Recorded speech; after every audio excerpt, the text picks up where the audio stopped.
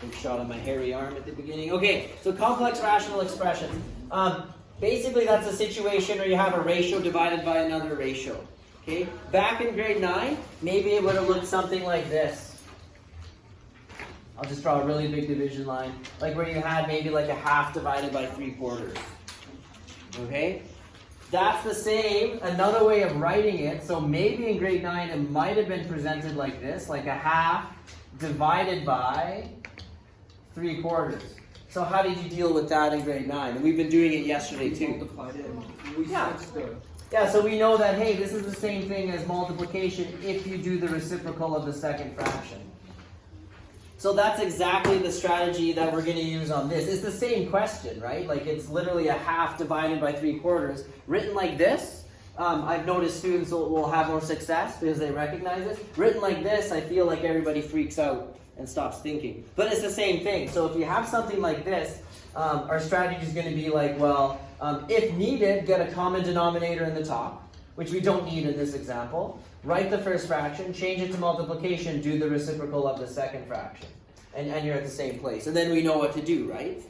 So if you got a question like this with rational expressions, it's the same thing. It's like, okay, so recopy that, the a over b. I see it's divided by, so here we got a small division line, but there it is. So divided by 1 over b squared.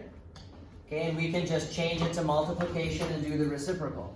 So we'll change this to multiplication and we'll do the reciprocal of the second fraction there. So it would just be like this. So far so good? And then you can reduce, right? So you got a b down here that will cancel the b up there. And what's your final answer here? Yeah, ab over 1 or just ab. And if it's divided by 1, I would say don't write the division by 1. But we're done.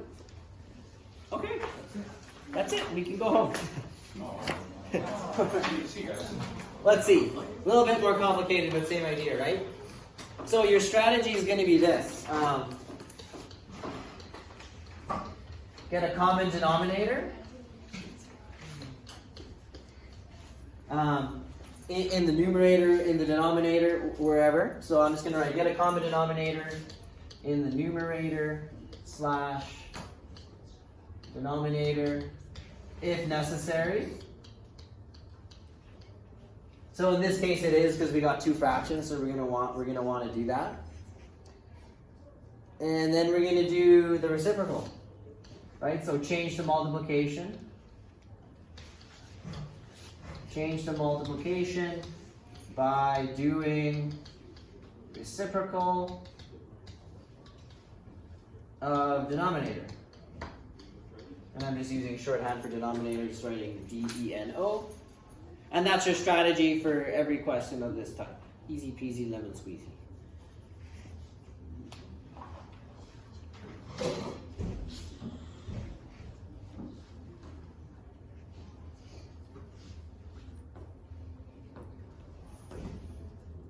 Okay, I'm going to just quickly grab my coffee so I see you guys writing. So for this one, give ourselves a bit more room. So here we go. So in the numerator, just going to circle it here, we need to get a common denominator, and that's what we were practicing yesterday, right? So our common denominator is going to be b times a, right?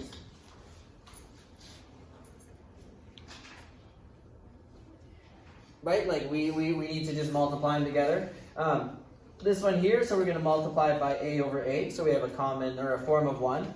This one's going to be multiplied by b over b. So I'm going to get a plus b. I'm just going to start rewriting it. A plus b over b times a.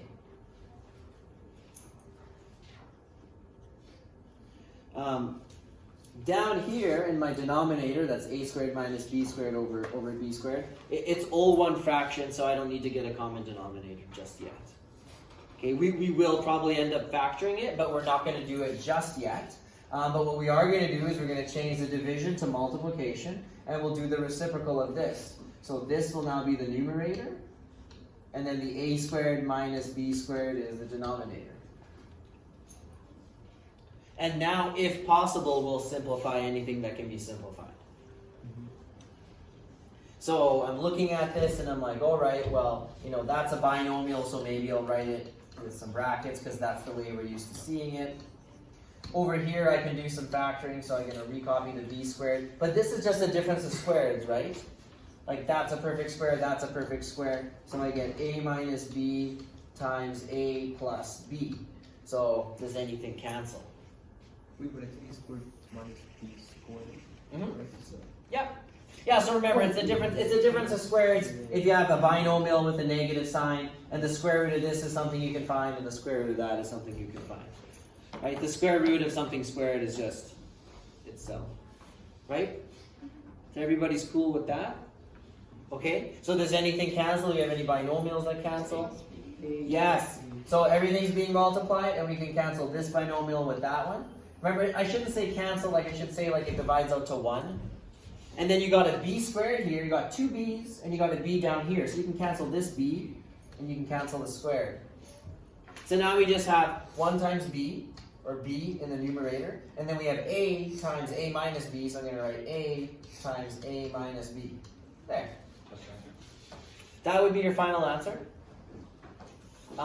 We should also take a moment just to do the non-permissible values, right? Because that's something that we're just constantly doing. So when you're doing the non-permissible values, if you have to do it for a question like this, like it's a lot of work. So I generally won't ask you to do it, but just to do one, to say that we did one, you have to look at the original expression. So like, could this be 0? Yeah. B? No. Oh. You can have 1 divided by 0? No. No. So if you have multiple letters, it's like, okay, B can't be 0, A can't be 0, B can't be 0 again. And then you have to look at this and do the same thing again, but we got everything. So basically, and what about this? What just happened? Wait a minute. This is why we don't do it. Let's not do it. Let's not do it. Let's not do it. I thought it'd be a good idea. I changed my mind. We'll never do it. Too many. You have a comment? A can't be B. Yes, I was gonna say Plus or A. minus B. Yeah. But you know what? We won't. We just won't. Twice the same. There's our answer. We're done. We're not talking about it. We don't want to start a panic. Okay. But my point is this: in general, you want to list your non-permissible values. But I'll promise you, for the complex fractions, I don't think it's in the curriculum, so don't worry about it. Okay? At least not today. I'll let you know if it changes. What's this? The same question again? Okay, let's do another one. Sort of similar. Maybe a bit more factoring involved, but very, very similar. So in the numerator, we're going to need a common denominator. So I got, what's my common denominator for just a numerator? So we're ignoring this. Just x. So this one needs an x. So remember, it's 2 over 1. And we're going to multiply it by a form of 1. So we'll multiply it by x over x. And then I'm just going to take a moment to rewrite it. So I would get 2x plus 1 over my common denominator of x. I'm going to do a little bit of work in the bottom here, because I'm seeing that I have my variable second here. So that's usually a sign of what? It starts with an R. Usually when you have... Oh, did someone say it? Oh, reversal, yes. Sorry. For some reason I thought you were saying a reciprocal. I don't know. Yeah, so we'll do a reversal, right? So that means we're going to pull out the -1, and then the signs flip. So I'll show all my work this time. Right, so if you pull out the -1, the signs flip. So if you redistribute it in, I get +1 minus 4x, right? And then I can flip the order here, and I can write 4x squared minus 1. So we're just changing the order. Okay? So I'm going to do that. I'm going to rewrite that, I suppose. So I have x squared y over this. Now, is it okay if I take this negative and just stick it out in front? Yeah, it sure is. That would be the best. That would be the best thing to do. You got to keep the negative somewhere, and in general, it's nice to just stick it in front of the fraction. It'll save you a lot of hassle. Okay. So now we're going to do our next step, where we recopy the numerator, and we're going to change it to multiplication. So we'll change it to multiplication, which means we got to do the reciprocal of the denominator here. So we get 4x squared minus 1 over x squared times y. All right. The negative. Yeah, you put the negative. Yes, on purpose. 1. Yeah, I forgot the negative. So the negative is here. So as long as I have it somewhere, we'll stick it right there. There's the negative. Are we sticking at the fucking negative? It's just got to be somewhere, right? Because we're doing multiplication, so it doesn't matter when I multiply by negative 1. As long as it's in there. Yeah. Yeah, it really is easy to lose a negative. Like I lost it because I just wrote it and then didn't see it. Wow. Yeah. However, I'm usually in the habit of every step I do in a I usually go back and just make sure that I'm okay, usually. So now what? Now, you should probably factor. Yeah, so we should check, like, is there anything I can factor? Like, I can factor this, but the thing is, I don't think it's going to cancel anything. But I guess we'll factor, what is this then? 2x negative 1. Oh, no, I mean, what's it called? Difference of squares. How do you know? It's a binomial. There's a negative sign. Is that a perfect square? Like 4? Is x squared a perfect square? Yeah. Is 1 a perfect square? Yeah, then it's a difference of squares. So I'm going to erase it and just factor it. So it's going to be 2x minus 1 and 2x plus 1.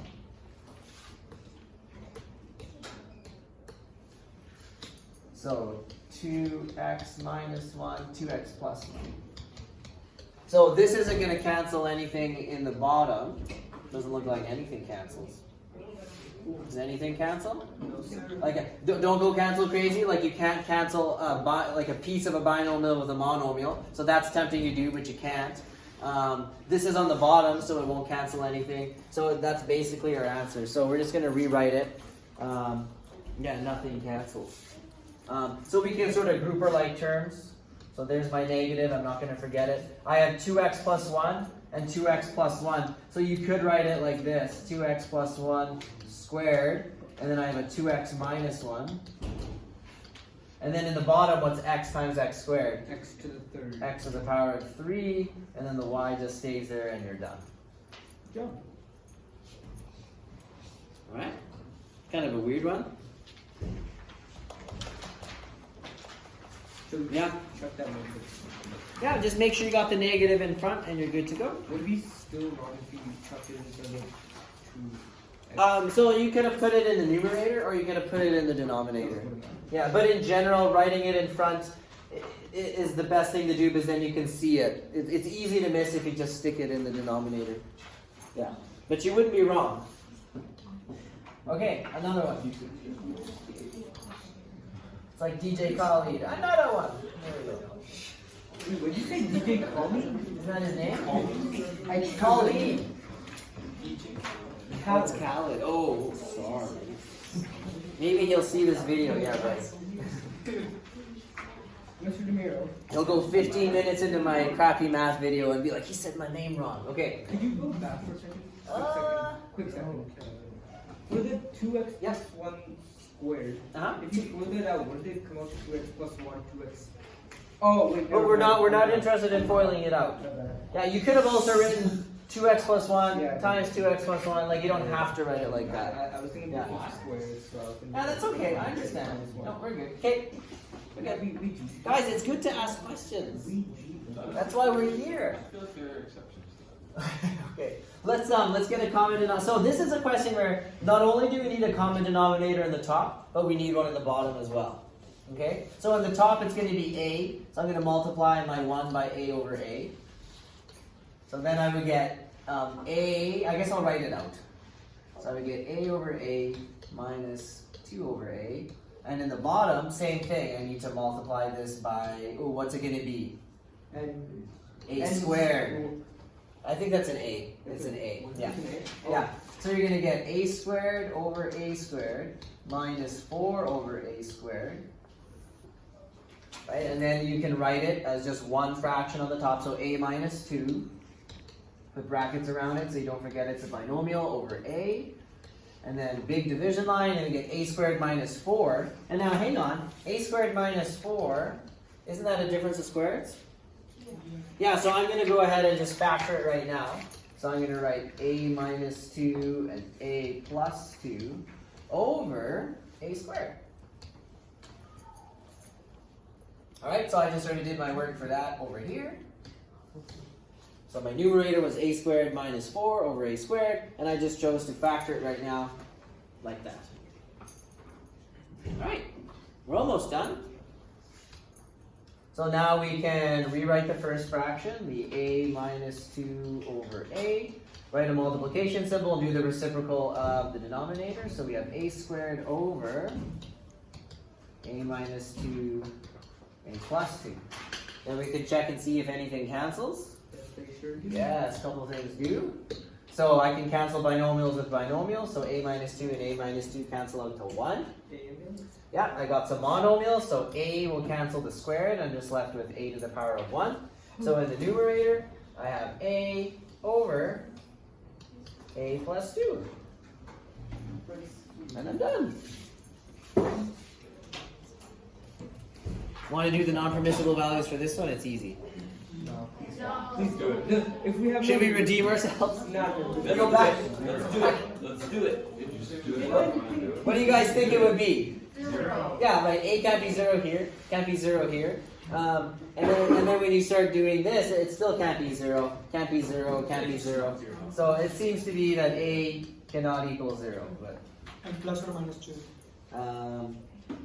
well, I actually need to think about that because it's okay if it, like if you got a 0 up here, if it was 2, that'd be okay. For last Yeah. step.